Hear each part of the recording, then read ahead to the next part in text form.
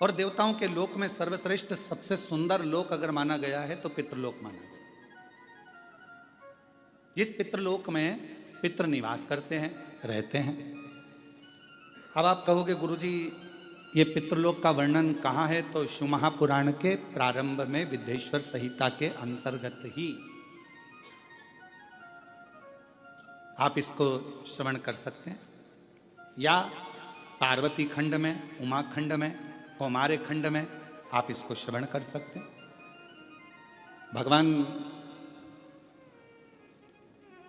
पितृलोक में पितरों की 3 बेटियां हैं, मेना, धन्या और कला। ये कथा अपने को शिव महापुराण में मिलती है।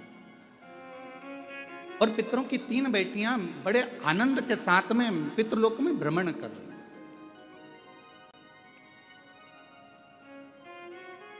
और भ्रमण करते करते पितृलोक में वो तीनों, मेना, धन्या, कला, भ्रमण करते करते चल रही थी। और उन्हीं पितृलोक के दरवाजे पर सनकादि ऋषि बैठकर तप कर रहे हैं, साधना कर रहे हैं। सनत कुमार बैठे हैं और भगवत भजन में डूबे हुए, मंत्र जाप में, नाम जाप में, स्मरण में डूबे हुए, तप साधना में डूबे हुए। थोड़ी देर बाद वहीं से मेना निकल कर जाती हैं। हमारा शास्त्र कहता है कि कोई दरवाजे पर बैठा हो, भोजन की थाली रखी हो, कोई संत साधु बैठा हो, कोई सन्यासी बैठा हो, कोई कथा में बैठा हो, कोई सत्संग में बैठा हो, कोई भजन में बैठा हो, या जिस आसन पर बैठकर हम भगवान की आराधना कर रहे हो, साधना कर रहे हो, उस पर अपना लात, अपना चरण, अपना पांव नहीं लगना चाहिए। जिस आसन पर बैठकर हम भजन करते हैं उस आसन को पांव से नहीं सरकाना चाहिए, उस आसन को पांव से एकत्रित नहीं करना चाहिए, हिलाना नहीं चाहिए। कई लोग बैठने से पहले अपना बैठने का जो सेटिंग करते हैं तो पहले पांव से, इधर आसन है तो उसे पांव से घसाएंगे। अगर उठाना ही है तो झुककर उठाओ उसको और फिर रखो उसे। पर पांव का प्रयोग आसन में भी नहीं किया जाता, पांव का प्रयोग बासन मतलब बर्तन में भी नहीं किया जाता। पांव का प्रयोग अगर कोई दरवाजे पर बैठकर सत्संग कर रहा है, भजन कर रहा है, कीर्तन कर रहा है, मंत्र जाप कर रहा है, तो उसको अपने पांव का, चरण का कहीं भाग न लगे, उस पर भी ध्यान रखना चाहिए। अब मेना, धन्या, कला पितरों की बेटियां हैं।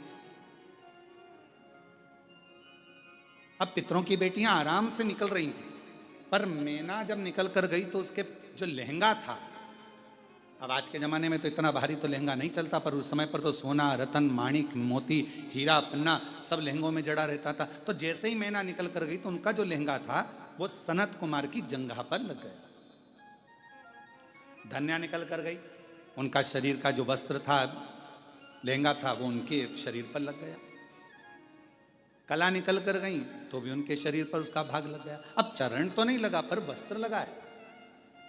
आज जो तप में डूबा हुआ है, साधना में डूबा हुआ है, भजन में डूबा हुआ है, स्मरण में डूबा हुआ है, मंत्र जाप में डूबा हुआ है, नाम जाप में डूबा हुआ है, और मालूम पड़े उसको वो बार बार चोट लगती है, तो सनकादि ऋषियों को क्रोध आ गया। और सनत कुमारों में क्रोध आया, और क्रोध आकर उन्होंने कहा कि तुम पितृलोक में पितरों की बेटियां हो, और पितरों की बेटियां होकर और तुम जो है हमको लात मारती हुई या हमको अपने वस्त्र का भाग छुआते हुए जा रही हो। हम तुम्हें श्राप देते हैं कि तुम पितृलोक छोड़कर मृत्यु लोक में जाओगी और तीनों पृथ्वी पर जाकर भ्रमण करोगी। तीनों ने चरण पकड़ लिए। आप कृपा करिए सनत कुमारों, सनकादि ऋषियों कृपा करिए, करुणा करिए। तब पितरों ने आकर क्षमा मांगी। तब उन्होंने कहा कि तुम 3 देवियों की गोद में 3 देवियां खेलेंगी जो जगत का कल्याण करेंगी। मेना की गोद में पार्वती जी खेली, धन्या सुनैना जी बनी जिनकी गोद में माता जानकी जी खेली, कला कीर्ति बनी जिनकी गोद में स्वयं राधा जी खेली। ये 3 देवियां तीनों की गोद में खेल रही।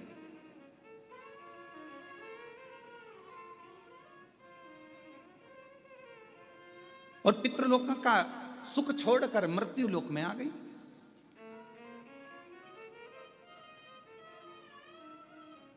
तो कहा सभी लोकों में देवियां कहती हैं, मेना कहती है, धन्या कहती है, कला कहती है, इन तीनों देवियों का कहना है हमें पितृलोक से जाना नहीं है, हमारा पितृलोक हमें अति प्रिय है, अति प्रिय।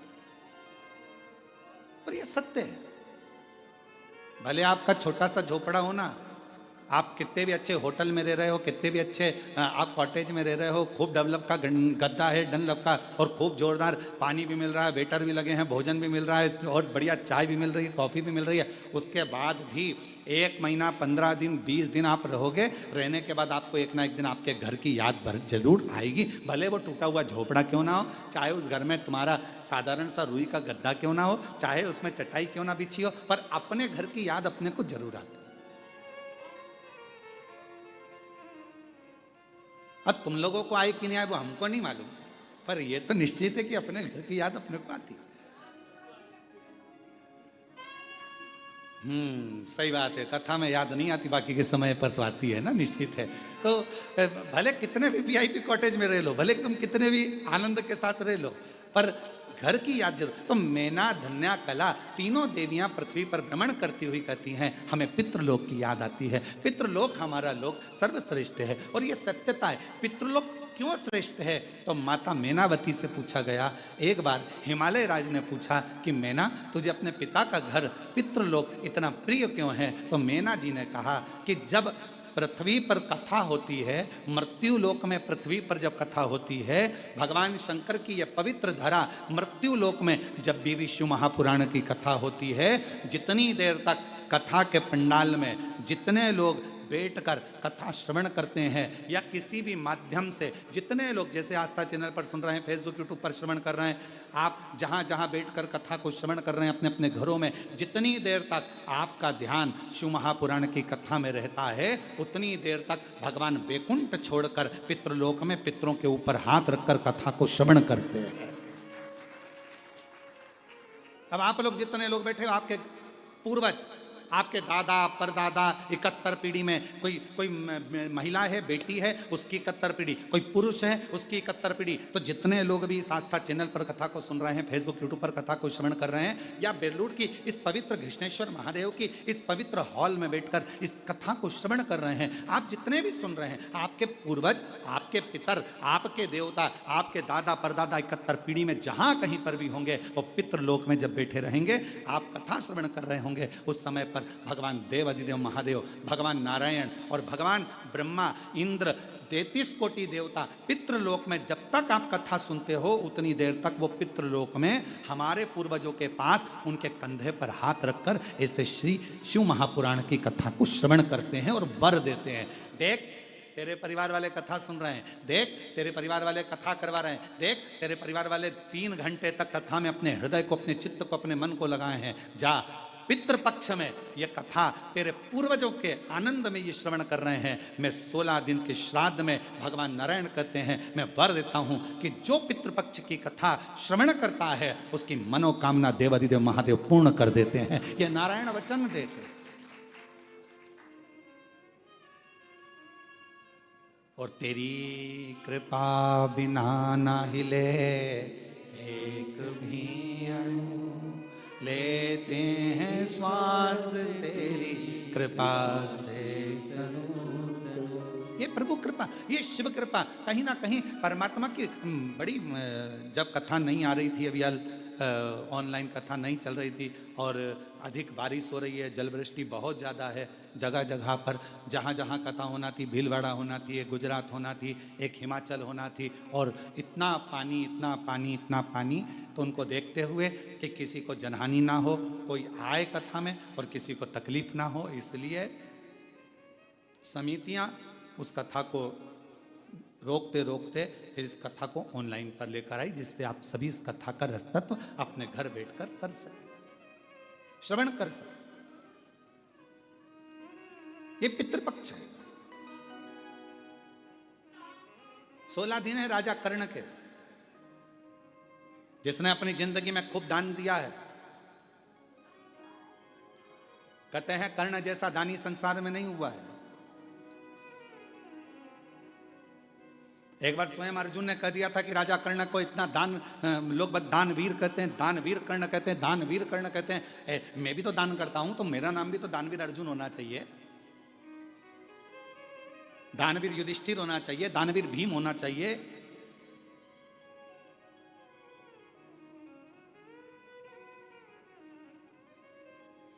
क्यों?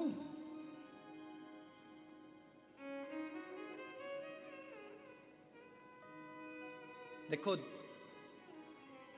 रोटी बनी, गाय को दे दी, एक दान ये हुआ। और दूसरा दान कौन सा है? बहुत देर से गाय दरवाजे पर खड़ी है और तुम्हारे डब्बे में रोटी नहीं है, तुमने आटा उसना, एक रोटी बनाई और फिर ले जाकर गाय को दी, एक दान ये कहलाता। बेटा रोता है, बच्चा चिल्लाता है, माँ भूख लगी है, माँ भूख लगी है, भोजन दो, भोजन दो। माँ कैसे भी तैयार कर कर उसको भोजन दे देती है। ये माँ की वात्सल्यता। आपका प्रेम कब झलकेगा? जैसे ये कथा यहाँ वेरुल में नहीं होती, ये कथा होना थी ऑनलाइन सीहोर से, कुबेरेश्वर बाबा के धाम से, पर हितेश लगे रहे लगे रहे लगे रहे, नहीं गुरुजी आप आओ, मैं व्यवस्था करता हूँ, मैं बेलुल जाता हूँ, मैं जाऊँगा और वहाँ कृष्णेश्वर महादेव में बाबा की कथा हो और बाबा इस कथा को पितृपक्ष में श्रवण करें, आप तो आओ, आप तो आओ। तो ये एक फॉर्मेलिटी पूरी करना एक अलग बात हो जाता है कि एक बार कह दिया, और एक वो हो जाता नहीं साहब आना तो पड़ेगा ही। हम तो बस यही कहते हैं कि शंकर जी के साथ में फॉर्मेलिटी पूरी मत करो। शंकर जी के मंदिर में जाकर एक लोटा जल चढ़ाकर फॉर्मेलिटी पूरी नहीं करना है। शंकर जी को जब जल चढ़ाओ और वापिस लौट कर आओ तो नंदी से कहकर आना, आज शाम को इंतजार करूंगी भोलेनाथ को लेके मेरे घर जाना। तो प्रबलता, तो प्रकरता।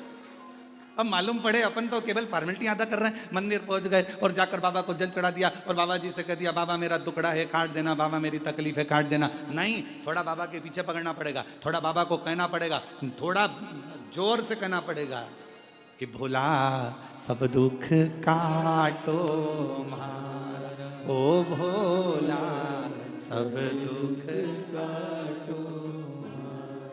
शिव शंकर जपूं तेरी माला, भोले बाबा जपूं तेरी माला, भोला सब दुख काटो, ओ भोला सब दुख काटो।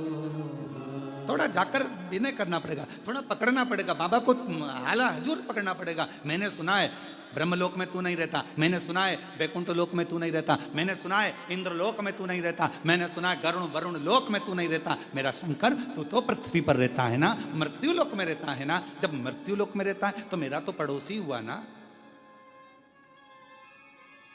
और वैसे भी छत्रपति संभाजी नगर वालों को तो कह देना चाहिए कृष्णेश्वर महादेव हमारे पड़ोसी हैं, हमारे पड़ोसी है।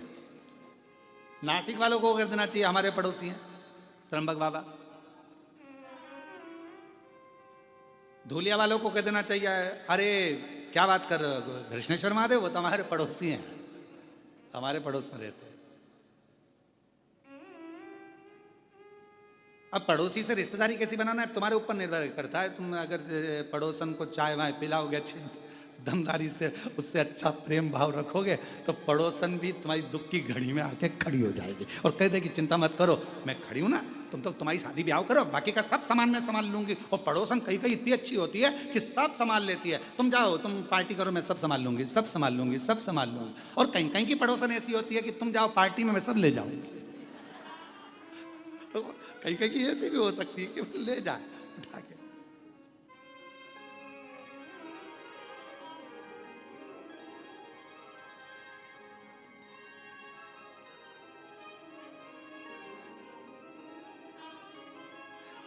एक परसों के दिन एक भक्त, एक माता जी थी बड़ी बुजुर्ग थी और वो कुबरेश्वर धाम पे आई।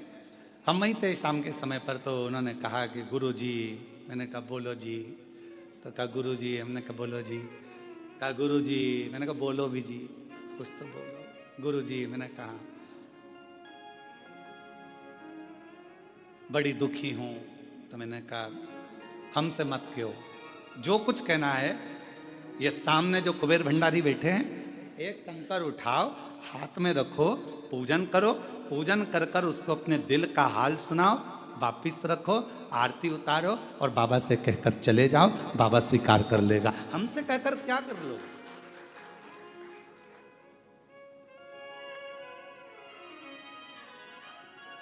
हमसे कहकर क्या कर लो।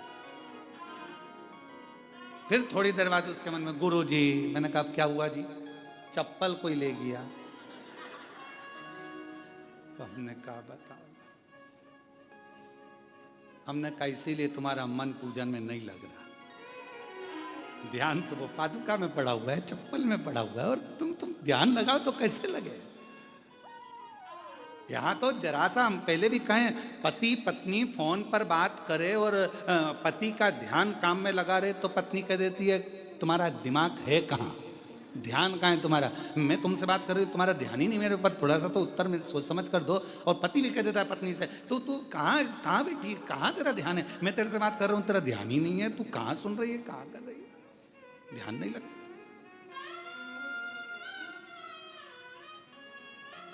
और मैंने तेरे ही भरोसे बाबा, तेरे ही भरोसे हवा बिच उड़ती जावांगी बाबा, डोर हथो छड़ी मैं कटी जावांगी, भोले मैं तेरी शंभू मैं तेरी।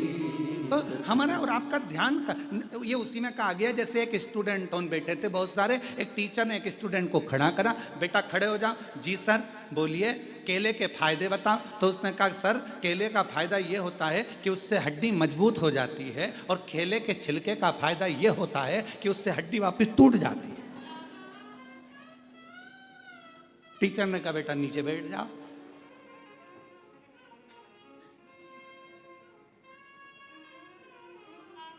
अब हमारा ध्यान वही है कि केले का फायदा क्या, तो कहा अभी तो कह रही थी कि बहुत दुखी हूं, और फिर वो क्या हो गया कि केले का छिलके से हड्डी टूट जाती, मतलब चप्पल मेरी गुम गई है, अब ध्यान तेरा चप्पल में। और हम हमेशा कथा में कहते हैं कि अपना सोना चांदी हीरा पन्ना, अपना जितना भी सामान है कीमती कीमती अपने घर छोड़ कर आओ। अगर चप्पल भी तुम्हारी कीमती है तो घर छोड़ कर आओ। यहाँ तो तुम, मेरा बाबा डायमंड है, हीरा, मेरा शंकर, कोई हमसे पूछे कि तुम्हारी जिंदगी की सबसे बड़ी पूंजी क्या है, तो हम कहते हैं शिव हमारी पूंजी है, शंकर हमारी दौलत है, और जितने ज्योतिर्लिंग है ये मेरा तिजोरी का भंडार है। वहां पहुंचकर जो चाहो वो प्राप्त हो सकता है, जो चाहो। अभी कृष्णेश्वर महादेव से आप लोग कथा श्रवण कर रहे हैं, ऑनलाइन कथा सुन रहे हैं। अगर दिल से 7 दिन तक आप रोज 2 बजे से 5 बजे तक कथा को श्रवण करो, दिल से बाबा ने करुणा करी है तो दिल से सुनो। 7 दिन के बाद पूरे 16 श्राद्धनी और जिस कामना से सुन रहे हो, बाबा आपकी वो कामना 16वें दिन तक पूर्ण जरूर कर देगा, ये निश्चित है, क्योंकि ये पितृपक्ष की कथा।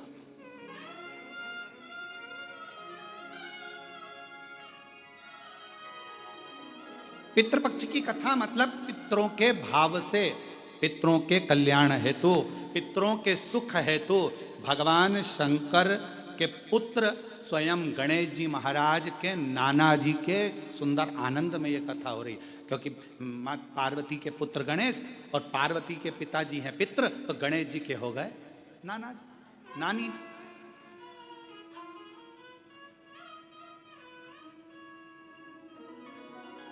जो कामना कर कर श्रवण कर रहे हैं, जो भाव से श्रवण कर रहे हैं, और पूरे देश विदेश में बैठे हुए शिव भक्त आस्था चैनल पर जो कथा सुन रहे हैं, दिल से श्रवण करें अपने जीवन को आनंदित करने के लिए। पितृलोक बड़ा सुंदर, और बड़ा सुंदर पितृलोक, उस पितृलोक का आनंद भी दूसरा। तो मन नहीं लग रहा हमारा, मन नहीं।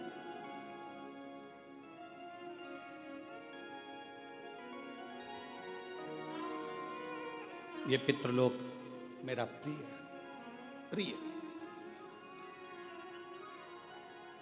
पार्वती मां कहती हैं हिमालय राज से मेरा दिल नहीं लगता, पितृलोक में मेरा मन लगता है, क्योंकि पितरों का लोक एक ऐसा लोक है जहां भगवान नारायण स्वयं अपने देवताओं के साथ में पितरों के कंधे पर हाथ रखकर कथा का रसतत्व श्रवण करते हैं और वर देते हैं। इतनी प्रियता। महाभारत में भी राजा कर्ण की कथा में कहा गया कि दानवीर कर्ण कहा जाता है जिन्होंने दान दिया। तो ऐसा कैसा दान दिया कि दानवीरों की गिनती में युधिष्ठिर नहीं आए, दानवीरों की गिनती में अर्जुन नहीं आए, दानवीरों की गिनती में भीम नकुल सहदेव नहीं आए, दानवीरों की गिनती में केवल राजा कर्ण आए? ऐसा क्या दान दिया? दो कथा है राजा कर्ण की और बड़ी विचित्र। एक, अर्जुन ने जब भगवान कृष्ण से कहा कि दानवीरों में मेरी गिनती क्यों नहीं है, तो भगवान ने कहा कि समय आएगा जब मैं बताऊंगा। एक दिन भगवान कृष्ण ने एक सोने का पर्वत खड़ा कर दिया।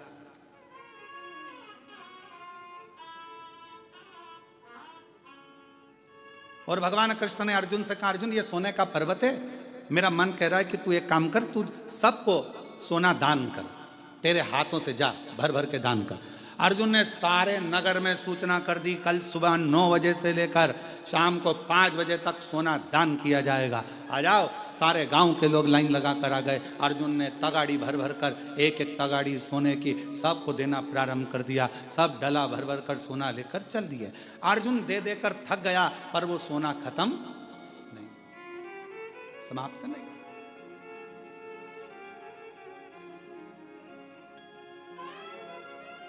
अर्जुन ने भगवान द्वारकानाथ से कहा कि प्रभु अब मेरा दान करते करते मैं तो थक गया, मैं सोना दान नहीं करूंगा।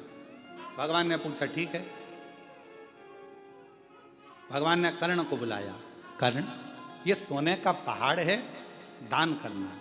कर्ण ने सूचना करवा दी सारे नगर में, कल सोना वितरण होगा, आ जाना और ले जाना। सारे के सारे आ गए, खड़े हो गए।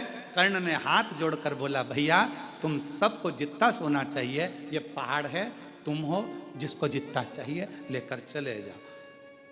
अर्जुन ने कहा, प्रभु वो कर्ण दान कर रहा है, क्या कर रहा है? सबसे कह दिया जिसको जितना चाहिए उठाकर ले जाओ। कर्ण को बुलाया भगवान ने, अर्जुन के सामने पूछा, बेटा कर्ण ये बताओ कि कर्ण तुमने ये सोने का पहाड़, तो कहा प्रभु सोने का पहाड़ मेरा था ही नहीं, तो मैं क्यों टेंशन लूं कि कितना देना है, कितना देना है, मैं क्यों टेंशन लूं? जिसका पहाड़ जो जाने। और दान करने का आपने कहा, तो ये भक्त लेने वाले और आप देने वाले, तो बीच में मैं देने वाला कौन? जिसकी जितनी मर्जी हो भर के ले जाए, मेरा क्या? अर्जुन स्तुप्त हो गया देखकर, स्तुप्त। कई लोगों की आदत रहती है, किसी के यहाँ सत्यनारायण जी की कथा में जाते हैं और अगर उनको प्रसाद का कटोरा दे दिया जाए कि लो प्रसाद बांटो, तो वो आधी आधी चम्मच बांटेंगे। अरे प्रसाद वाले का प्रसाद तेरा काम है देने का, अच्छा दिया जाए, तो तेरा क्या जाए? अरे तो सबको भी तो देना। आखिरी में सबको देने के चक्कर में इतना सारा प्रसाद बढ़ गया, तो घर का मालिक ही बोला पूरा ही बांट देते, काहे को इतना सारा बचा लिया? हम घर में गिने चुने 4 लोग तो हैं, अब 4 लोग में इतना सारा प्रसाद रह जाएगा, कौन खाएगा, क्या करेंगे? सब बांट।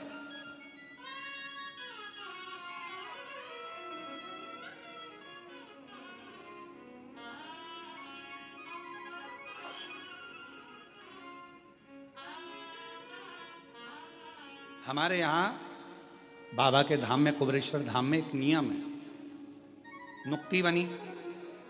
नुक्ति जानते हो ना, बूंदी।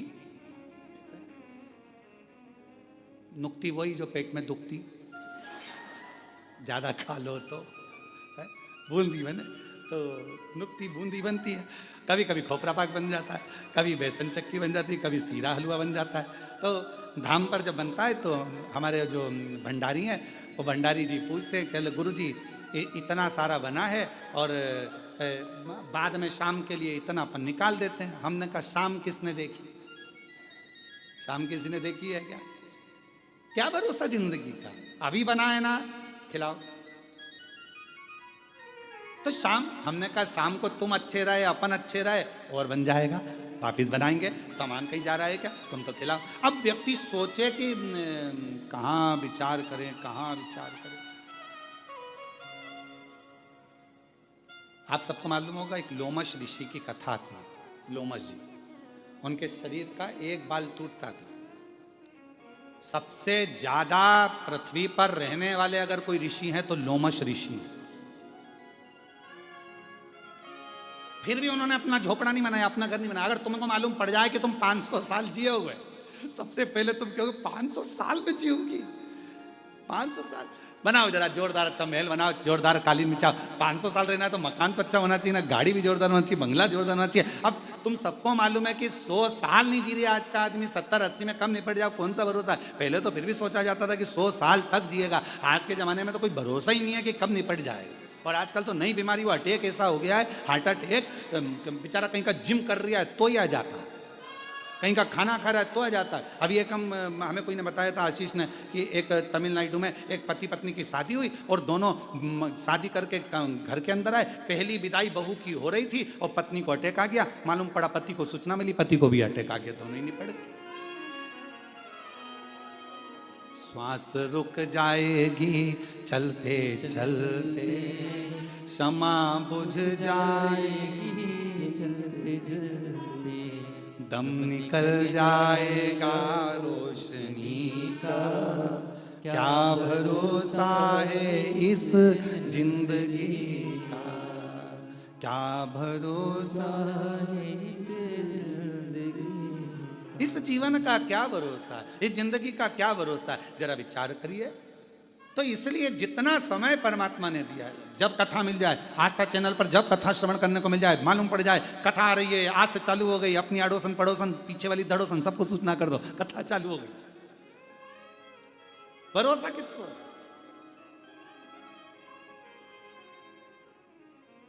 कहीं पहाड़ गिर रहे हैं, कहीं पर्वत गिर रहे हैं, कहीं बाढ़ आ रही है। अभी पंजाब के कई जिले पानी में डूबे पड़े। पंजाब इतना जलवृष्टि पंजाब में हुआ है कि जल त्राही त्राही हो रहा है। इतना पानी चारों तरफ, घरों में, मकानों में, दुकानों में, खेतों में, भोजन तक नहीं, पूरी व्यवस्था, प्रशासन की अव्यवस्था हो गई। इतना पानी पानी कौन संभाले, कैसे संभाले।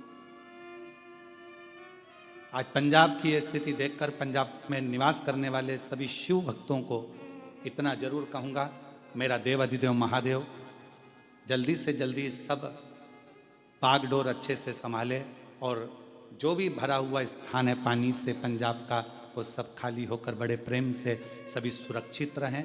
सबकी रक्षा मेरा कृष्णेश्वर महादेव, मेरा काल अधिपति महाकाल बाबा, मेरा कुबेर भंडारी करे।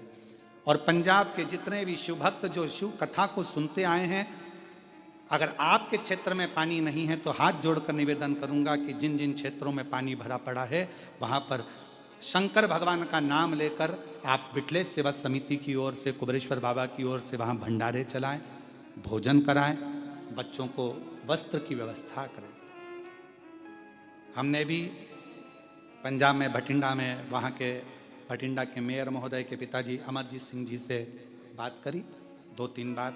उनको हमने एक ही बात कही, आप जब कहेंगे श्री विठलेश सेवा समिति पंजाब के लिए चावल कहें तो ट्रकों में भरा कर चावल भेज दिए जाएं, आटे का बोलें तो आटा भरा कर भेज दें। और अगर जो बच्चे हैं, क्योंकि बेटियां हैं, कुबेरेश्वर धाम, बाबा कुबेर भंडारी का धाम कुबेरेश्वर धाम प्रत्येक बेटियों का मायका है और जितने भी पुरुष वर्ग हैं उनका ससुराल है, बच्चों का ननिहाल है। तो इस मायके से जब आप कहोगे हम ट्रक भरकर कपड़े, ट्रक भरकर अनाज जब चाहो जब भेज दो। विठलेश सेवा समिति और कुबेरेश्वर धाम परिवार आपके साथ हमेशा खड़ा हुआ है। ये कुबेर भंडारी आपका पिता का घर है, मायका है, मायका। हमने भटिंडा के मेयर महोदय को ये सूचना दी है कि जब जरूरत पड़े आप सूचना करें, ट्रक भराकर कपड़े बच्चों के पहनने के, मेरी जीजियों के लिए, मेरे जीजाओं के लिए पहनने के वस्त्र आदि, कम्बल, रजाई, जो कहो वो यहाँ से विठलेश सेवा समिति सीहोर कुबेरेश्वर धाम भेज दे। और ये समिति, विठलेश सेवा समिति, ये कुबेरेश्वर धाम परिवार सब बहन बेटियों का मायका है। बिल्कुल बेझिझक अगर कोई को भी कुबेरेश्वर धाम से कुछ भी अगर ऐसा लगता है तो जरूर आप धाम पर सूचना करें। सब हमने मेयर महोदय को इस चीज की सूचना पंजाब में दी है और जब जरूरत पड़े तब कुबेरेश्वर धाम आपके लिए खुला हुआ, खुला हुआ। और घबराना नहीं बिल्कुल भी पंजाब वालों, रत्ती भर भी घबराना नहीं। वाहेगुरु जी आपके साथ हैं, मेरे भोलेनाथ आपके साथ हैं और पूरा भारत आपके साथ है, पूरा भारत आपके साथ। बिल्कुल नहीं घबराना, बच्चों को हौसला देना, कोई बात नहीं, पानी में अगर घर चला, पानी में अगर दुकान गई है, टेंशन नहीं लेना, बाबा वाहेगुरु जी सब अच्छा करेंगे, भोलेनाथ जी सब अच्छा करेंगे, सब अच्छा, चिंता ना करें। शिव शिव है, जीवन का कोई भरोसा नहीं, कोई भरोसा। और हम तो बाबा के भरोसे चलते हैं, हम तो बाबा के भरोसे चलते हैं। ये दुनिया वाले जलते हैं, ये दुनिया वाले जलते हैं, हम तो बाबा के भरोसे चलते हैं, हम तो बाबा के भरोसे चलते हैं। काशी वाले के भरोसे चलते हैं, डमरू वाले के भरोसे चलते हैं, सीहोर वाले के भरोसे चलते हैं, कृष्णेश्वर नाथ के भरोसे चलते हैं, हम तो बाबा के भरोसे चलते हैं। ये बाबा की कृपा, ये उसकी उदारता है, जीवन का कोई ठिकाना नहीं। पहली कथा राजा कर्ण की कर रही है कि ये सोने का पहाड़ है, तुम लेने वाले वो देने वाला, मैं बीच में क्यों पढ़ूं कि एक तगाड़ी दूं कि दो तगाड़ी दूं, जिसकी मर्जी होता ले जाओ। हमने हितेश नारखेड़े जी से कहा कि कथा के यजमान कौन बनेगा, तो हितेश नारखेड़े जी बोले पहले तो कृष्णेश्वर महादेव बनेंगे। ठीक, हमने कहा नहीं वो तो बन गए, फिर पूजन में कौन बैठेगा, तो कि एक पिताजी बैठ जाएंगे, एक हमारे ससुरा जी बैठ जाएंगे। तो हमने कहा ये भी अच्छी बात।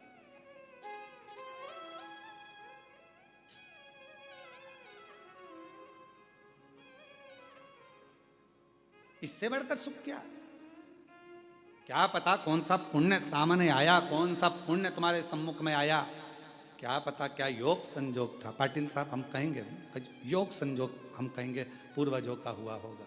नारखेड़े जी कुछ योग संजोग पूर्वजों का हुआ होगा, जो ये कथा बैरुल की पवित्र धरा पर हो रही है, ये उसकी कृपा और यजमान के रूप में आप लोग ये उसकी। और मेरी जितनी जीजियां बैठी हैं यहाँ पर, पता नहीं आपको सूचना कैसे मिल गई वो तो हमको नहीं मालूम, पर ये जरूर है कि आप लोग आए हो तो कुछ प्रभु कृपा से होगा।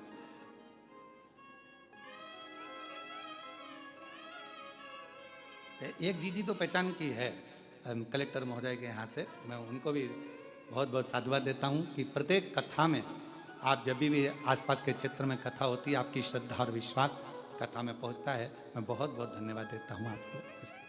शिव तत्व है, भगवान की अविरल कथा। और महाराज राजा कर्ण की दूसरी कथा कर रही है। एक तरफ तो पूर्ण दान दे देना, और दूसरी तरफ की कथा कर रही है कि राजा कर्ण इतना प्रतिदिन का स्वर्ण दान करता, सोना दान करता, स्वर्ण दान करता, इतना सोना दान करता, रोज प्राण छूटे राजा कर्ण के। गया ऊपर, सोने की कचौड़ी, सोने की पूड़ी, सोने का पानी, सोने की जलेबी, सोने का भजिया, और सोने का भाजी बड़ा, और सोने का ही बड़ा पाव, सब सोने का मिला खाने को। तो राजा कर्ण बोला मैं सोना कैसे खाऊं, मैं ये सोना कैसे खाऊं, ये मेरे बस का नहीं है सोना खाना, मुझे अन्न दीजिए। अन्न का दान करा तुमने राजा कर्ण, तुमने अन्न का दान नहीं करा, इसलिए तुमको अन्न खाने को नहीं मिला।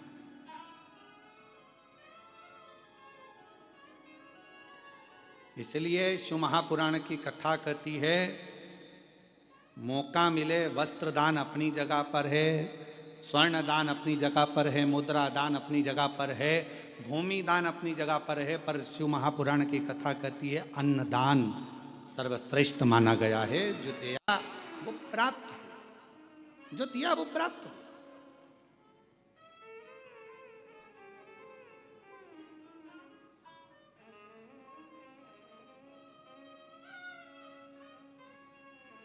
अन्न से बड़ा कुछ दान है ही नहीं। भूखे को भोजन, प्यासे को पानी, जय बाबा बर्फानी।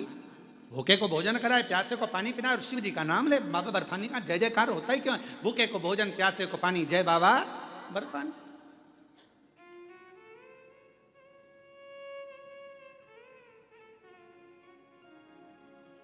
क्यों कुबेरेश्वर धाम पर अन्न का दान दिया जाता है? अन्न का दान कुबेर का भंडार, कुबेरेश्वर धाम की रीत है। वहां जो आता है थोड़ा अन्न लेकर आता है, चावल ले आएगा, गेहूं ले आएगा। जो कुबेरेश्वर धाम पर आता है वो थोड़ा थोड़ा अन्न लेकर आता है। भले आधा किलो लाया, 1 किलो लाया, पर कुबेरेश्वर धाम में आया तो के अन्न का दान और कुबेर का भंडार वहां दिया और वहां लिया, घर पहुंचते पहुंचते प्राप्त हो जाता।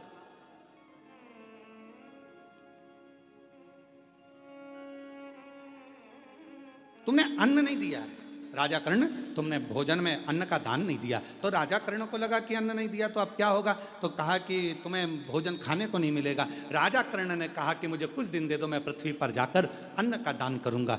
राजन, अभी तो तुम्हारा शरीर जला नहीं है, अंतिम संस्कार नहीं हुआ, तुम्हारी माँ कुंती वहीं बैठी हुई है, तेरे शरीर को नहीं जलने दे रही है, तो चिंता मत कर, जा हम तुझे वापिस जीवित करते हैं। जाकर तुझे 16 दिन दिए हैं, 16 दिन में तू जितना दान कर सकता है अन्न का उतना कर ले। राजा कर्ण पृथ्वी पर आए और माँ गंगा के तट पर पहुंच गए और गंगा के तट पर भोजन कराना प्रारंभ करा। ब्राह्मण हो, साधु हो, सन्यासी हो, तपस्वी हो, साधक हो, उपासक हो, सांसारिक मनुष्य हो, मानव हो, कैसा भी हो, पर आओ और भोजन ग्रहण करो। सारे के सारे भोजन ग्रहण करने आते, तब राजा कर्ण उनको भोजन कराकर विदा कर देता। और आखिरी में जब राजा कर्ण के 16 दिन के प्राण 16 दिन बाद जब गए, राजा कर्ण को अब भजिया, पकोड़ा, गुलाब जामुन, इमरती, भजिया,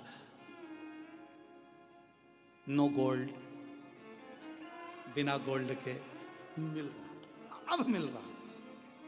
भगवान देवादिदेव महादेव का पवित्र चरित्र वर्णन कर रहा। कर्ण के 16 दिन 16 श्राद्ध के रूप में आज भी गिने जाते हैं।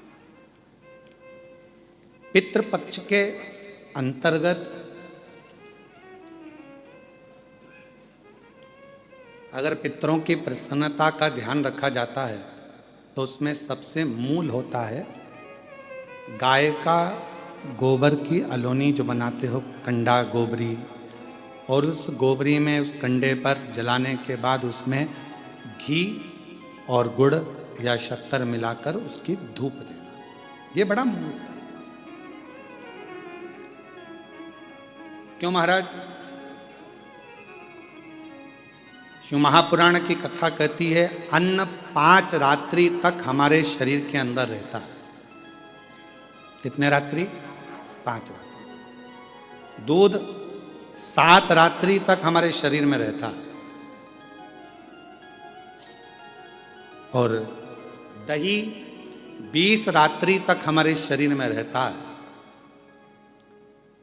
केवल एक घी गौ माता का ऐसा होता है जो 1 महीने तक हमारे शरीर में रहता है। इसलिए सनातन हिंदू धर्म में, हमारे सनातन धर्म के अंतर्गत श्राद्ध पक्ष में 16 दिन गाय का गोबर का जो कंडा होता है गोबरी, उस कंडे को जलाकर उसके अंदर घी और गुड़ का धूप दिया जाता है और वो धूप हमारे पितरों की तृप्ति का केंद्र बनता है। तृप्ति का। कई लोग कहते हैं गुरुजी ये धूप देना जरूरी होता है क्या?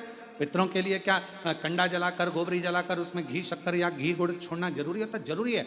हम तो हमेशा कहेंगे, चाहे तुम बड़े मल्टी में रह रहे हो, मॉल में रह रहे हो, तुम्हारा मन जहां तुम वीआईपी में रह रहे हो, तो भी प्रयास करा करो कि 16 दिन में 1 दिन आप धूप जरूर दें, बहुत जरूरी। इसकी कहीं कथा का वर्णन आता है? क्यों नहीं आता? अगर हम उठाकर देखें हमारे शास्त्रों को, हमारे पुराणों को, तो आप स्मरण करेंगे कपिल मुनि जी के आश्रम में 60,000 राख के ढेर बने सूर्य वंश के पुत्र। महाराज, राजा सगर की 2 धर्म पत्नियां थीं। पहले नंबर पर केशनी, दूसरे नंबर पर सुमति। और राजा सगर की 2 धर्म पत्नियां हैं, उसमें से राजा सगर की पहली पत्नी केशनी से 60,000 बेटों ने जन्म लिया।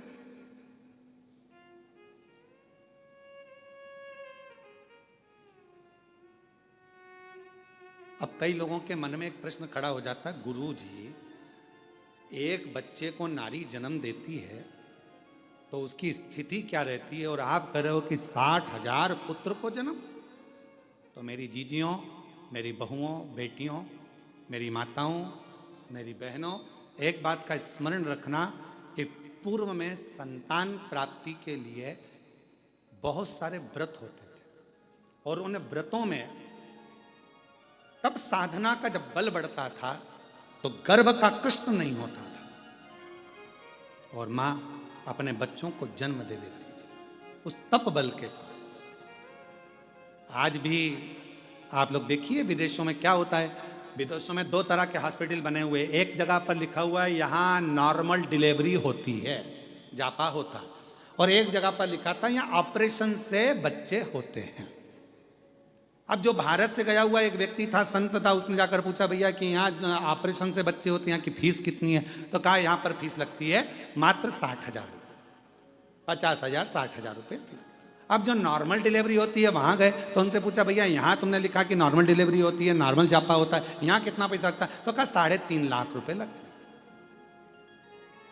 अब पूछा कि यहाँ 60,000 रुपये में ऑपरेशन से बच्चा हो गया, यहाँ नॉर्मल हुआ, दोनों में क्या अंतर है? तो कहा आधे घंटे में यहाँ ऑपरेशन से बच्चा हो जाता है। यहाँ पर जब गर्भस्थ बच्चा होता है तब गर्भवती नारी को 6ठे महीने में यहाँ बुला लिया जाता है, और 6ठे महीने से उसको यहाँ रखा जाता है। उसको गेहूं दे दिए जाते हैं, अपना आटा खुद पीसो और गेहूं पीस के आटा बनाओ, आटा बनाकर अपनी छोटा सा खेत दे दिया जाता है, इसमें सब्जी बो, सब्जी बोकर इसमें अपनी मिर्ची धनिया अदरक जो करना है करो, और अपना भोजन खुद बनाओ, झाड़ू खुद लगाओ, लीपो खुद, पोछा खुद लगाओ, सब काम तुम्हें करना है। और कुआं बना दिया छोटा सा, उस कुएं में से पानी भरो, सिर पे रखो अंडा, लेकर घर में जाओ, पानी पियो। ऐसा 3 महीने तक लगातार करने दिया जाता है। 3 महीने के बाद ऑपरेशन करने की जरूरत नहीं पड़ती, नॉर्मल डिलीवरी हो जाती है। 3.5 लाख रुपए उसके लगते हैं।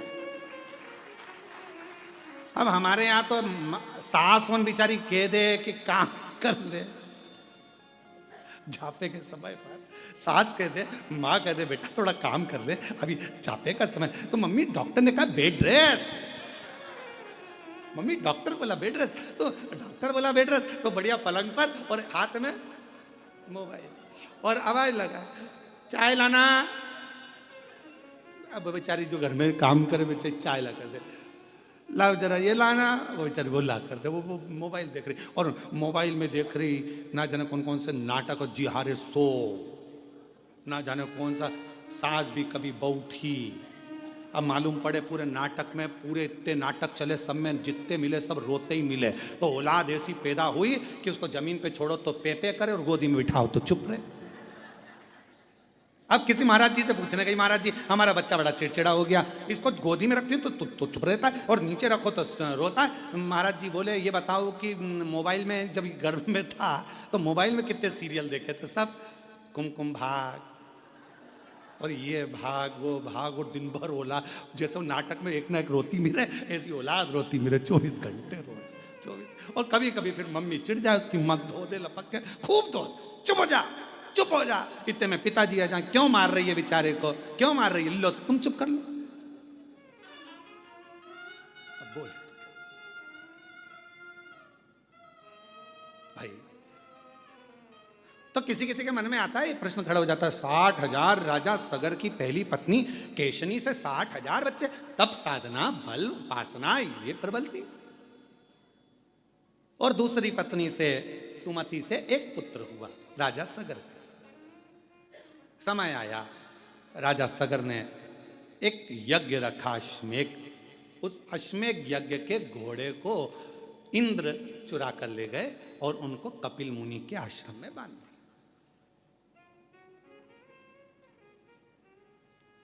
अब आपके मन में फिर अगला प्रश्न आएगा, क्या देवता ऐसे होते थे कि दूसरे के घोड़े चुरा के दूसरी जगह बांध दिया है? बहुत ध्यान रखना, ईर्षा एक शब्द ऐसा है जो किसी को भी बढ़ते हुए नहीं देख सकता। आप उन्नति की सीढ़ी पर चढ़ोगे, आपको वो देख नहीं पाएगा। ईर्षा, ईर्षा एक शब्द ऐसा है जो किसी को बढ़ता हुआ नहीं देख सकता। इसके पास गाड़ी कैसे आ गई, इसका बंगला कैसे बन गया, ये इतने ऊंचे पद पर कैसे पहुंच गया, इतनी अवधि कैसे हो गई, इतना प्रतिष्ठा कैसे हो गई, इतना नाम कैसे चल रहा है, इतना दौलत कैसे आ गया, इतना धन कैसे आ गया, इतना वैभव कैसे आ गया। ये ईर्ष्या व्यक्ति के भीतर पनपती रहती है, ईर्ष्या। और फिर निवेदन है, दूसरे को कोई मतलब नहीं है, सबसे ज्यादा तकलीफ अपनों को होती है। ये ईर्ष्या अपनों को तकलीफ देती है। तो क्या करना चाहिए? लोग जलेंगे, ईर्ष्या करेंगे तो क्या हम गाड़ी में नहीं घूमें? लोग जलेंगे, ईर्ष्या करेंगे तो हम क्या खाना नहीं खाएं? लोग जलेंगे, ईर्ष्या करेंगे तो क्या हम कथा नहीं सुने? आप रोज रोज कथा सुन लो। अभी अभी आस्था चैनल वाले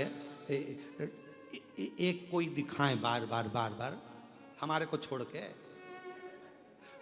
एक को दिखाए, और तुम घर पे जाके जब आस्था चैनल पर कथा सुनना चालू करो और उसमें में बताओ इसी इसको दिखा रहा, मेरे को दिखाया नहीं, मैं तो बैठी थी आगे बैठी और मुझे दिखाया ही नहीं, तो भीतर ईर्ष्या आ जाए। ईर्ष्या बड़ी विचित्र, बड़ी विचित्र। और कभी ऐसा होता है, पूछना है ना, आस्था वाले बच्चे लोग यहाँ सेवा करते हैं ना, इनसे पूछना कि अरे कहीं कहीं झगड़ा होता है। कभी कभी कभी कभी ऐसे श्रोता आते हैं कि वो कहते हैं तुम तो महाराज जी महाराज को दिखा रहे हो, हमको तो दिखाया ही नहीं। कई बार ऐसा भी हो जाता।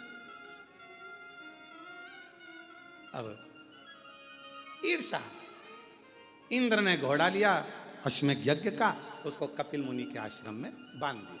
कपिल मुनि के आश्रम में बांधा तो राजा सगर जी ने अपने 60,000 बेटों से कहा कि बेटा जाओ, अश्वमेध यज्ञ का घोड़ा पकड़ लिया है, जरा जाकर देखो और उसको छुड़ा कर लाओ। 60,000 पुत्र राजा सगर के चले और राजा सगर के पुत्रों ने सब जगह पर अश्वमेध यज्ञ के घोड़े को ढूंढना प्रारंभ किया। बहुत सावधानी से सुनिएगा, यह कथा पितृपक्ष की और शिव महापुराण की, ये पितृपक्ष की ये कथा जीवन का आनंद देने वाली। बहुत सावधानी से सुनिए कि गाय के गोबर का कंडा पर, गोबरी पर घी गुड़ छोड़ने का लाभ क्या है, जरा ध्यान से सुनना इस कथा का। बड़ी विशेष कथा है और प्रत्येक व्यक्ति को पितृपक्ष में सुनना चाहिए इस कथा को। हम तो कहेंगे प्रत्येक व्यक्ति। अश्वमेध यज्ञ के अश्व को ढूंढने के लिए चले। अब जगह जगह जगह जगह ढूंढते रहे पर मिला नहीं। आखिरी में कहीं सूचना मिली कि कपिल मुनि के आश्रम में 60,000 जो पुत्र थे वो पहुंच गए और ये मालूम पड़ा कि कपिल मुनि के आश्रम में वो अश्वमेध यज्ञ का अश्व बंधा हुआ है। इन्होंने जाकर क्या देखा कि कपिल मुनि तो तप कर रहे, साधना कर रहे हैं, उपासना कर रहे हैं। कई बार नारखेड़े जी ऑनलाइन कथा आती है ना, तो कई बार लोग सोचते हैं कि ऑनलाइन कथा चल रही है तो फोन लगाते हैं क्या हम महाराज जी से मिल सकते हैं, तो उनको कहना पड़ता भैया महाराज जी श्योर नहीं है तो ऑनलाइन तो चल रही है, तो ऑनलाइन चल रही है, ऐसा जरूरी थोड़ी ना कि श्योर से ही होगी।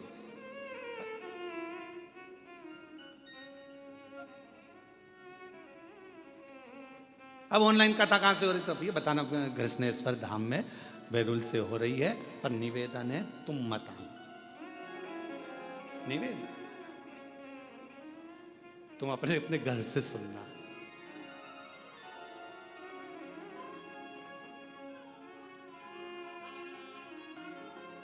हमें हमारी जिंदगी में कोई टेंशन नहीं है केवल तुम्हारे सिवा।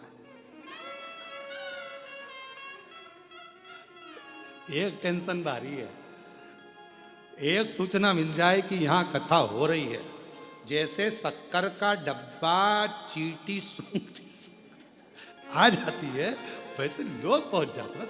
एक टेंशन, और केवल ये सीवर वाले महाराज का टेंशन नहीं, पूरी प्रशासन का भी टेंशन यही रहता है। ये ध्यान क्यों ऐसा है, ऐसा क्यों है? उसका एक कारण है कि मेरे शंकर भगवान ने तुम्हारी झोली इतनी भर दी कि बाबा इसको खाली नहीं कर। शिव महापुराण का नियम ही यही है। शिव महापुराण के पंडाल में बाबा उसी को बुलाता है जिसकी गोदी भरना होती है या बाबा को कुछ देना होता है तो बुलाता ही नहीं है। फिर हम फिर कह रहे हैं कि ये कथा यहाँ पहुंची क्यों, तो ये समझ में नहीं आ रहा। अब हमको नहीं समझ में आया। रात को हम भी विचार कर रहे थे कि ऐसा क्या है कि ये कथा घृष्णेश्वर पहुंच गई ऑनलाइन होती होती। मतलब कुछ ना कुछ तुम जितने बैठे हो ना, कुछ ना कुछ तुम्हें फैमिली गिफ्ट मिलने वाला है, कुछ ना कुछ। और तेरी कृपा का क्या है भरोसा, कब किस पर हो जाए जरा सी हम पर कर दो, जरा सी हम पर कर दो। जिस पर भी हो गई तेरी कृपा करुणा वो भव पार हुआ, भव पार हुआ। पापी हो चाहे जितना उसका भी बाबा उद्धार हुआ, उद्धार हुआ। गिद्ध अजामिल गणिका जैसे तेरे मन को भाए, जरा सी हम पर कर दो, जरा सी हम पर कर दो। तेरी कृपा का क्या है भरोसा, कब किस पर हो जाए जरा सी हम पर कर दो, जरा सी। हम पर। इसकी कृपा का भरोसा नहीं है। ये जो आता है एक बार जो कथा के पंडाल में पहुंच जाता है वो वहां बैठकर नियम बना लेता है, बाबा 5 कथा सुनूंगी, मेरा भंडार भर देना। यहीं बैठकर 5 कथा का नियम लेती हूँ, 5 कथा। तो पंडाल में जो कथा श्रवण करने पहुंचता है उसको बाबा देता रहता है, इसलिए पंडाल भराता रहता है। खाली कोई नहीं गया। 3 महीने में बाबा ने फिर दे दिया भरकर उसको। इतनी कृपा कर दे। अब कथा कर रही है राजा सगर के 60,000 पुत्र कपिल मुनि के आश्रम में पहुंच गए, और कपिल मुनि के आश्रम में पहुंचकर उन्होंने देखा कि कपिल मुनि तो तप में लगे और घोड़ा पीछे बंधा, अश्व पीछे बंधा।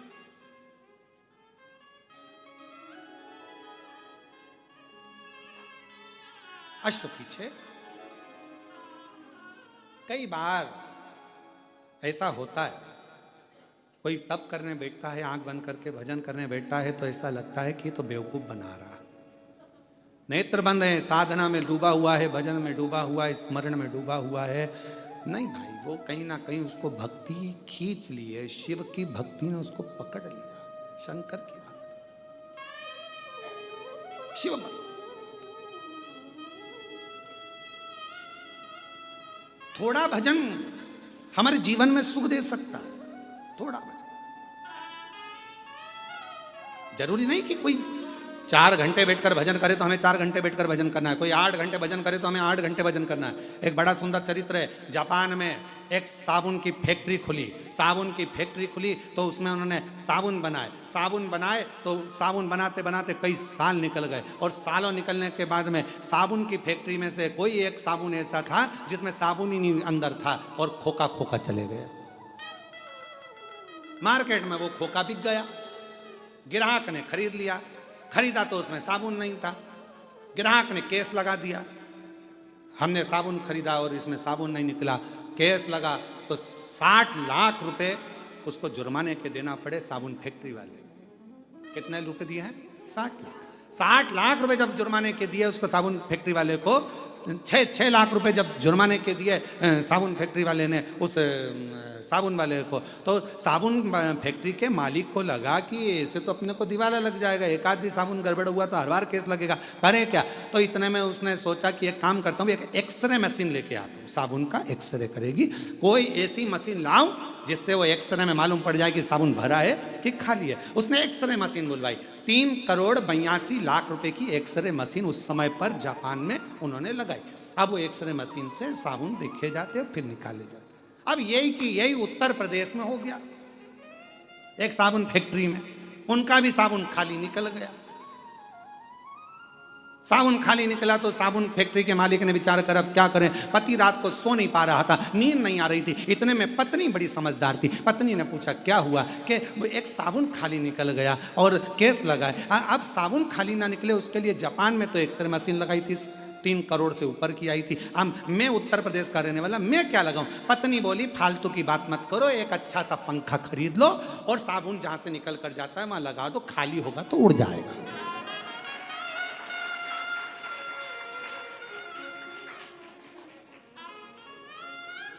कोई जरूरी है कि कोई 5 घंटा तब करेगा तो अपन 5 घंटा करें? कोई जरूरी है वो एक्सरे की मशीन लगाए तो अपन तो पंखे से काम चला लो ना। पंखा लगा दो, लिफाफा यहां से जाएगा, भरा होगा तो निकल जाएगा, खाली होगा तोड़ के उधर चले जाएगा, उसमें क्या टेंशन।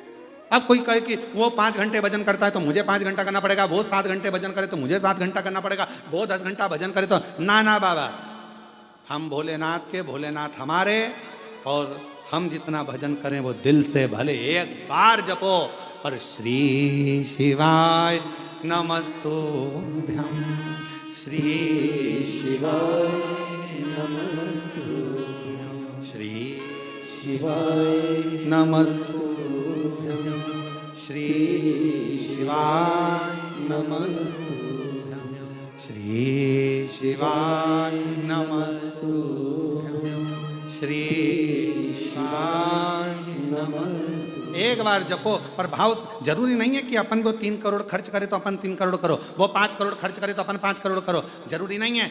देखा देखी में काम बिगड़ जाता है। एक बार एक एग्जाम में लिखने को आ गया, बच्चे एक के पीछे एक बैठे थे, लिखने को आया कि दिल्ली की सबसे बड़ी मीनार का नाम लिखो। आगे वाले ने लिख दिया दिल्ली में कुतुब मीनार है, पीछे वाले ने आगे वाले का देखकर लिख दिया दिल्ली में कुतिया बीमार है।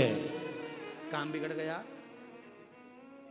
देखा देखी में काम बिगड़ जाता है। देखा देखी मत करो, वो 8 घंटा वजन करे तो हम 8 घंटा करें, वो 5 घंटा वजन करे तो हम ना, हम तो बाबा के भरोसे चलते हैं, हम तो बाबा के भरोसे चलते चलते हैं, ये दुनिया वाले चलते हैं, ये दुनिया वाले जलते हैं, हम तो बाबा के भरोसे चलते तो हैं। जरूरी नहीं कि कोई 5 घंटा भजन करे, अपन 5 घंटा करो, कोई 7 घंटा भजन करे तो अपन 7 घंटा करो, अपने से जितना। कपिल मुनि बैठे थे, तप कर रहे थे, साधना कर रहे थे, और कपिल मुनि तप साधना कर रहे हैं, और 60,000 पुत्रों ने जाकर देखा कि ये तो आंख बंद करके बैठा हुआ है। घोड़ा हमारा चुरा के लाया, अश्व हमारा लाया, और तप करने बैठा तो लगा ये तो ढोंग कर रहा, पर घोड़ा उसने नहीं चुराया। कई बार जरूरी नहीं कि जो हमने देखा है वही सत्य हो, उसके पीछे कोई क्रम भी हो सकता है। कोई जरूरी नहीं कि जो हम देखे हैं वो सत्य है। कई बार हम ये भी सोचते हैं कि हमने ये सब सुना है। तुमने आकर देखा वहां? तुमने आकर देखा?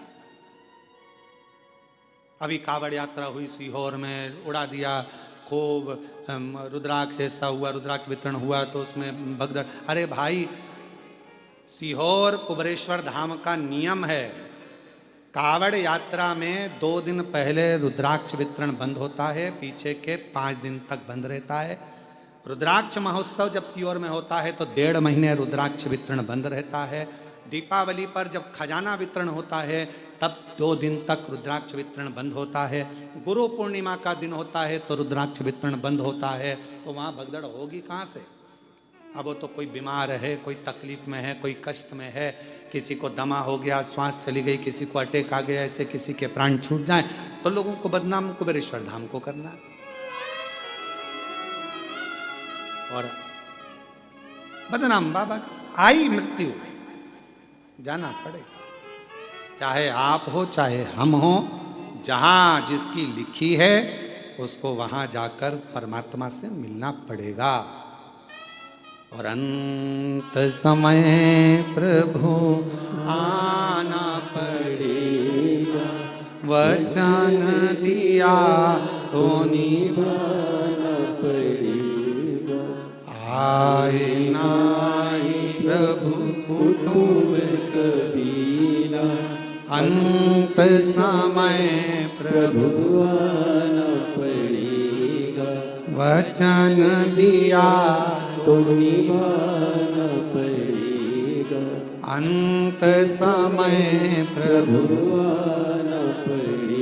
भैया, अंत समय तो जहां आया वहां जाना ही है,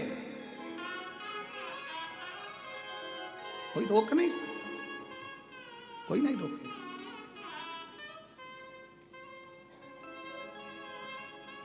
शिव कथा कर रही है, लग रहा है कि कपिल मुनि, अब तुमने देखा क्या 60,000 उन पुत्रों ने क्या देखा कि घोड़ा इन्हीं क्या बंधा है और ये आंख बंद करके बैठे। इनको तो मालूम नहीं कि इंद्रदेव ने चुराया और यहां लाकर बांध दिया, इनको तो ये मालूम ही नहीं है। इन्होंने तो जो देखा उसी को सत्य मान लिया। आपने जो अखबार में पढ़ा उसको लोग सत्य मान लेते हैं, जो सोशल मीडिया पे देखा उसको सत्य मान लेते, पर उसको समझो तो, जाओ तो, देखो तो कि सत्य क्या है। आज का जमाने में सत्य को तो बहुत नीचे दबा दिया जाता है और असत्य को प्रकट कर दिया जाता है। आज के जमाने में सत्य को कौन दिखा?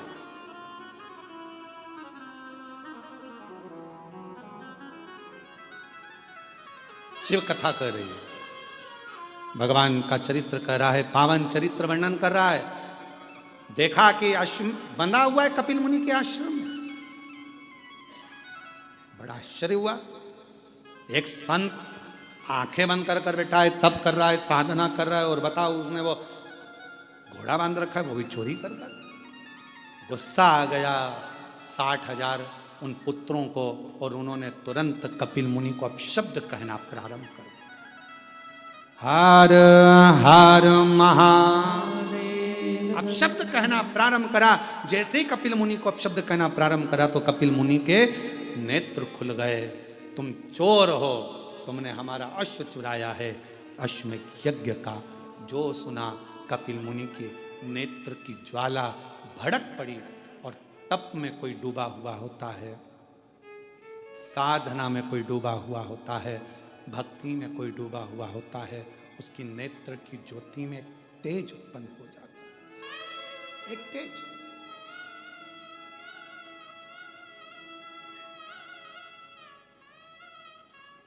एक तीव्रता आ जाती है।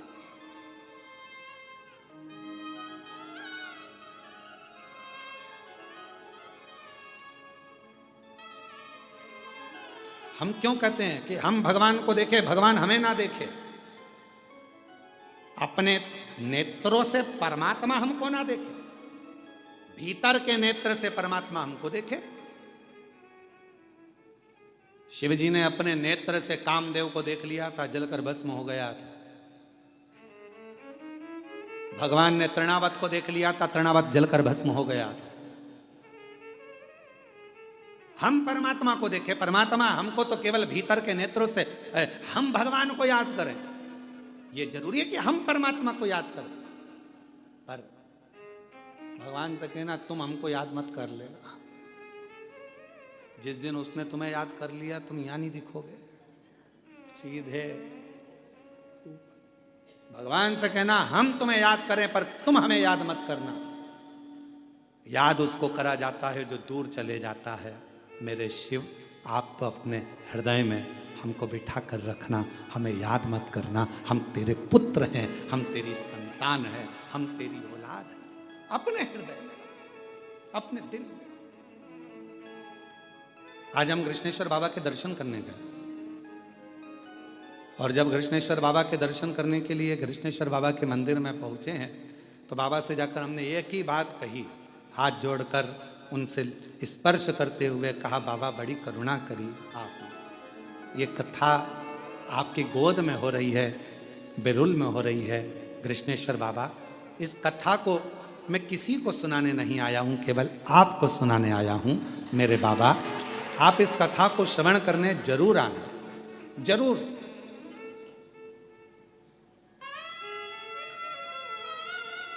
आप इस कथा को श्रवण करने जरूर आना।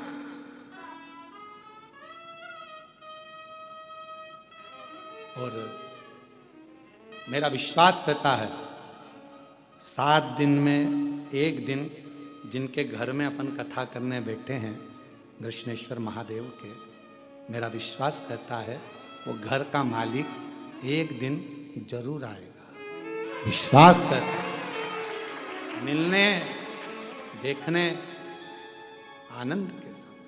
आप दिल से बाबा हम आपको याद करें, पर आप याद मत करो, आप तो हमको अपने दिल में रखो। याद उसको किया जाता है जो दूर होता है। आप हमसे दूर रहते हैं इसलिए हम आपको याद करते हैं, पर हम तो आपके भक्त हैं, आपके दिल में रहना चाहिए। आप हमें याद मत करो, याद करोगे तो निपट जाएंगे हम। आप तो हमको अपने दिल में रखो। जैसे एक वो बूढ़ी माँ नहीं बोलती, एक बूढ़ी माँ, बूढ़ी अम्मा लकड़ी बीनती है, गट्टा बांधती है, सिर पे रखती है, बेचारी थक जाती है। हे भगवान थक गई, उठा ले, हे भगवान उठा ले, हे भगवान उठा ले। एक दिन पार्वती जी ने शंकर जी से कहा, इतना बोल रही उठा क्यों नहीं लेते? शंकर जी जैसे ही बोली उठा ले, शंकर जी पहुंच गए, माँ चल मैं तुझे उठाने आ गया। इतने में बूढ़ी माँ बोली, मैं मेरे को उठाने की नहीं बोल रही, मैं तो बोल रही लकड़ी का गट्ठा उठा ले, मैं मेरी थोड़ी। शंकर भगवान ने पार्वती जी से कहा, पार्वती आज के बाद कभी नहीं आऊंगा, देख ले इतना चतुर मनुष्य है, इतना चतुर। ट्रेन की सीट पर माताएं अपना कब्जा जमाती हैं, लड़ती है, झगड़ती है और ट्रेन की सीट पे बैठी रहती है। और जब उसके 4-5 बैग होते हैं ना, तो उनको उतारने का जब समय आता है ना, तो जिससे झगड़ा हो रहा था ना उसको, भैया प्लीज हेल्प करोगे, थोड़ी सी हेल्प कर दो भैया, इनको बैग को वहां तक दे दोगे। अब भैया बैग को लेके दरवाजा तक पहुंचा, उसके बाद भी भैया, वो तो छोटा सा हैंड बैग टांग के खड़ी सिर पर, भैया प्लीज नीचे भी रख दो ना। भैया बेचारा भैया में फंस गया, उतार के नीचे धर दिया। छत्रपति संभाजी नगर से बैठी थी ट्रेन में, आकोला तक झगड़ती गई है पूरी। और जैसे ही आकोला आने वाला था, तब इसने फ्रेंडशिप कर, भैया ले वो टॉफी खाओगे? बच्चे को मारती, अंकल हैं टॉफी दे दो थोड़ी सी। बच्चों को समझा रही है, यही अपना बैग उतारेंगे। अब इसको भैया क्या क्या, अब जरूरी थोड़ी ना। देखे सो 60,000 राकर दृष्टि भगवान से मत कहो कि भगवान आप हमें याद करो, भगवान से कहो आप तो आपके दिल में बसे, बस इतनी कृपा करो। याद उसको किया जाता है जो दूर होता है, जो पास में होता है उसको कौन याद कौन?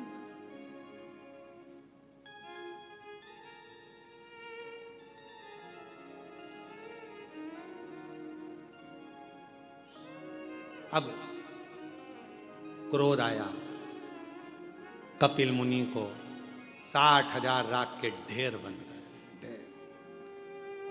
जब 60,000 राख के ढेर बने, सब जलकर भस्म हो गए। कौन राजा सगर को बताए कि तुम्हारे पुत्र जल गए हैं, भस्म हो गए हैं, राख के ढेर बन गए हैं कपिल मुनि के आश्रम में? कौन बताने जाए? कोई नहीं गया। सब जल गए तो बताए कौन? अब राजा सगर की पहली पत्नी के पूरे बेटे मर गए, भस्म हो गए। राजा सगर की दूसरी पत्नी सुमति का एक बेटा था। राजा सगर ने उस दिलीप को भेज दिया, जाओ तुम्हारे भाई भी लौट कर नहीं आए, ना जाने कहां चले गए, जाकर पता करो। अश्वमेध यज्ञ का अश्व कहाँ है? तुम्हारे भाई ढूंढने गए हैं, देखो जाकर पता करो, जाओ जल्दी से जरा मालूम कर कर आओ।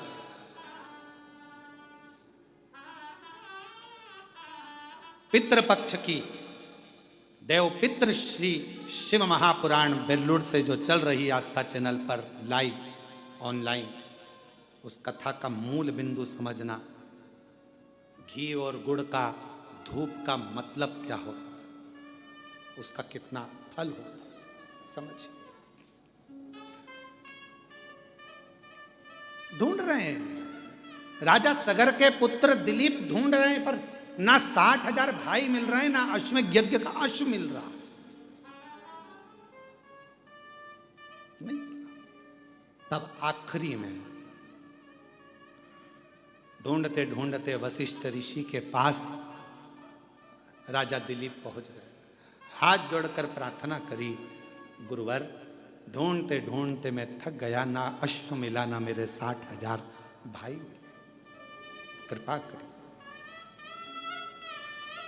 ना मेरे भाई मिल रहे हैं 60,000, ना अश्वमेध यज्ञ का अश्व मिल रहा है। आप करुणा करें, आप कृपा करें, आप दया करें, कुछ तो करिए बाबा, कृपा करिए बाबा। वशिष्ठ बाबा ने नंदनी गाय को बुलाया।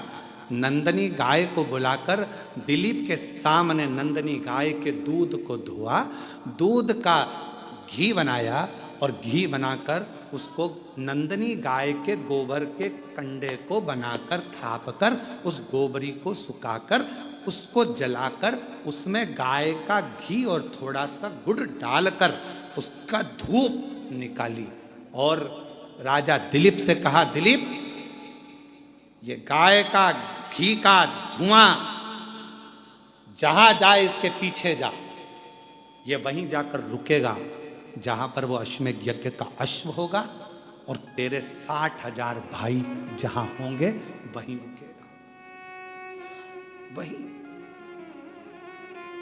कई लोग कहते पितृपक्ष में घी गुड़ घी शक्कर गोबरी पर कंडे पर जलाकर क्यों छोड़ना, क्यों? कई लोग कहते मम्मी ओल्ड फैशन, हमारे को हम नहीं करेंगे मम्मी, हमने क्यों? वशिष्ठ बाबा ने कहा ये धुआं, इस घृत का धुआं वहीं जाकर रुकेगा जहां तेरे 60,000 भाई होंगे। ये घृत का धुआं वहीं जाकर रुकेगा जहां पर वो अश्वमेध यज्ञ का अश्व होगा। और मेरी जीजियों, मेरी बेटियों, मेरी माताओं, मेरी भाभियों, मेरी बहुओं, मेरे भाई, मेरे बहन, मेरे जीजाओं, मेरे पिता तुल्य बुजुर्गजन, मेरी माताओं, श्राद्ध पक्ष में अगर थोड़ा सा भी कंडे को जलाकर गाय के गोबर को सुखाकर उसका कंडे पर अगर थोड़ा सा घृत गाय का घी और गुड़ दिया है तो उसका धुआं तुम्हारे घर से निकलकर आपके पूर्वजों तक पहुंच ही जाता है। उस धूप का फल पहुंच, वो धूप का फल पहुंचता। हे राजा दिलीप जाओ, इस धुएं के पीछे पीछे जाओ। राजा दिलीप चल दिए, धुआं आगे। और हमारे यहां शिव महापुराण में तो धुएं की बड़ी महत्वता है, क्योंकि भगवान शंकर का नाम ध्रुमबान है और माता पार्वती का एक नाम ध्रुमावती है। आज भी दतिया में, जबलपुर के पास धूमा गांव में मां ध्रुमावती माता के दर्शन होते हैं। शिव जी का एक नाम ध्रुम है, ध्रुमवान। शिव जी की आराधना में, शंकर भगवान की पूजन में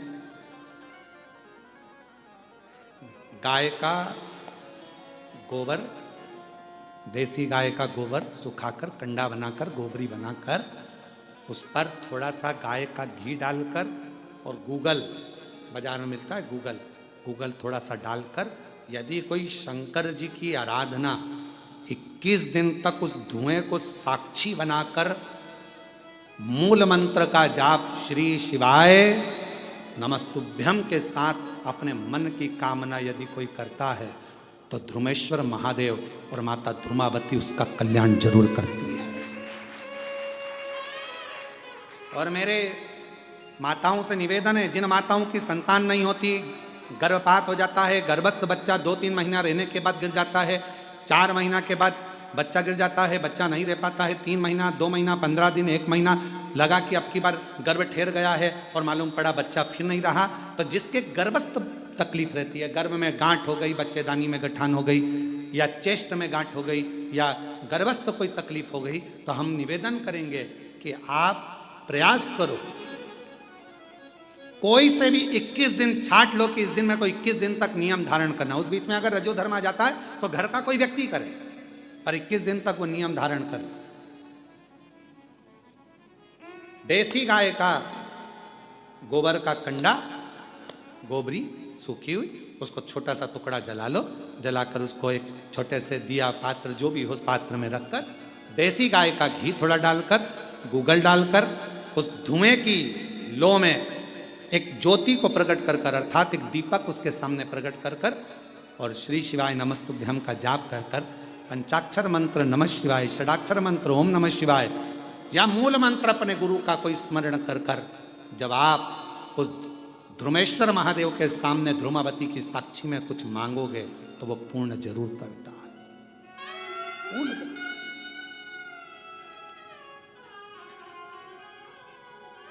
पूर्ण करेगा। बोल ध्रुमेश्वर महादेव की, ध्रुमावती माता की। ध्रुमेश्वर महादेव और ध्रुमावती माता ये धुएं के रूप में प्रकट हुए, धुएं के।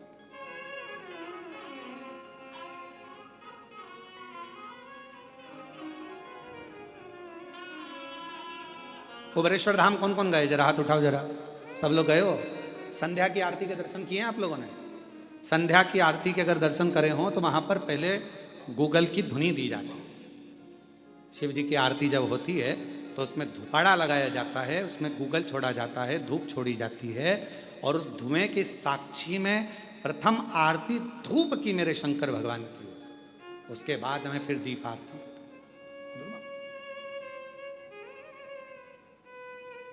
और कहीं कहीं आरती में आपने दर्शन करा होगा कि धूप की आरती के बाद धूपाड़े को रख दिया जाता है, उसके बाद दीप आरती होती है। पर हमारे कुबेरेश्वर धाम में धूप और दीप दोनों आरती साथ में होती है।